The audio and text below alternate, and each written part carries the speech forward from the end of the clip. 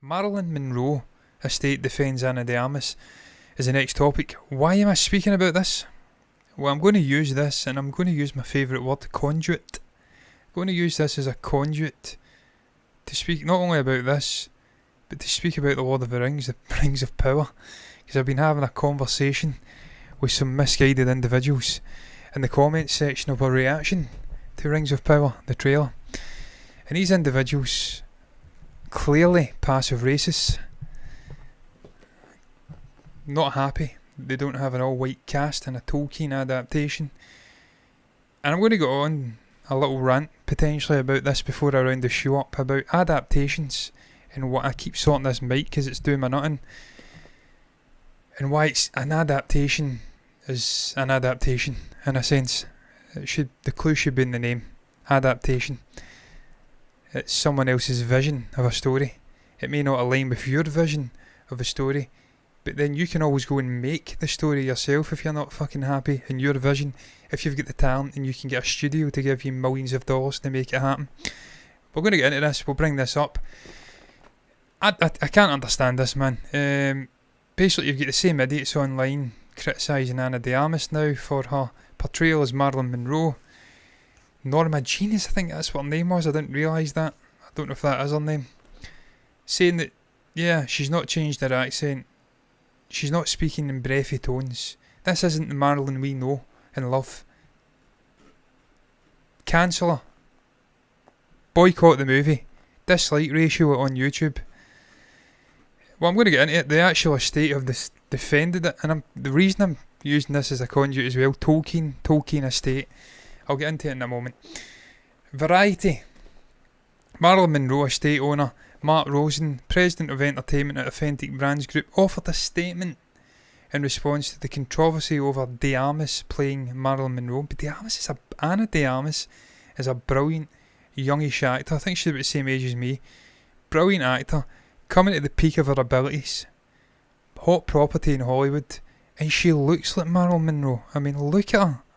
She looks like Marilyn Monroe. And the more I say that, I struggle to say that name. Marilyn Monroe. She looks the absolute spitting image of her. What could be the issue here? Well, we'll get into that.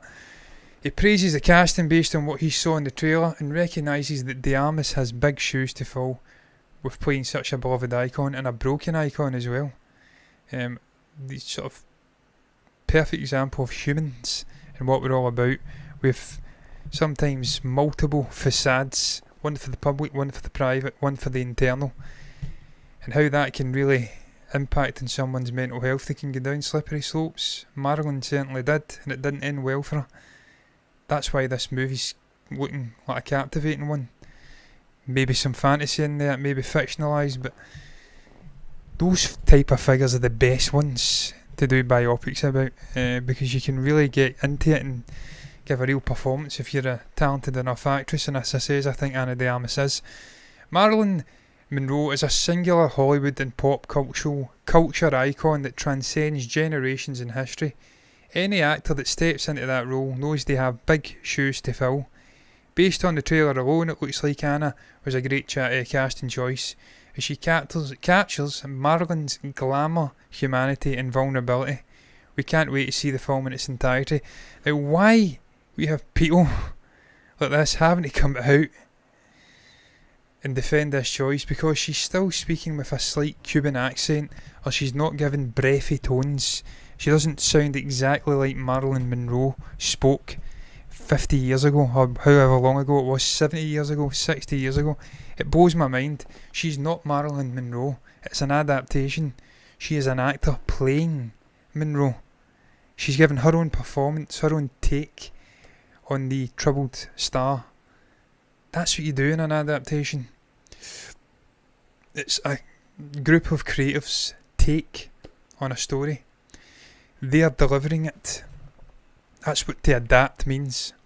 If you want the original, go and fucking watch her movies from 70 years ago. Go and watch documentaries on her. If you want to see an adaptation, see someone's personalised creation in biopic form, watch the movie.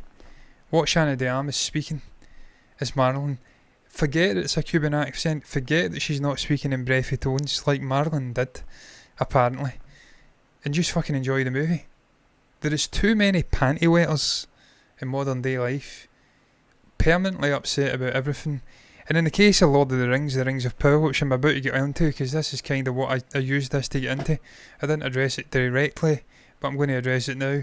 There's too many racists in society coming out of the woodwork. There's too many right wings, not lunatics, figures in society coming out of the woodwork. There's too many political groups of right wing background moving further to the right, especially in Europe, and it's been normalised. And we should know better, because we lived through it in Europe with world wars because of right wing lunatics. I don't like it, man. I don't like racists jumping on guys like Tolkien's work. John Ronald Tolkien wasn't a racist. He was a Roman Catholic who lived through the horrors, the horrors, if you like, of World War One. I mean, you've got people in our comment section saying the fans have spoken.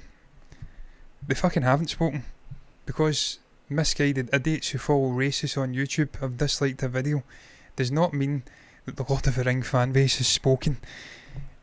This is a general sort of discussion I'm doing here, by the way, on sort of attempts to cancel actors, attempts to cancel projects, moaning about things because it doesn't fit your exact view on how it should be. In the Rings of Power's case, because there's black actors being cast as dwarfs, hobbits, elves, these characters are non-canonical characters supplemented into the story to make it a bit fatter, a bit more ambitious. They're working out of the appendices of The Lord of the Rings. They're giving us something different. It's an adaptation of the story. It's not Tolkien's version of the story exact. It is these showrunners and the actual creators from Amazon's version of the story. If you don't like it, don't fucking watch it.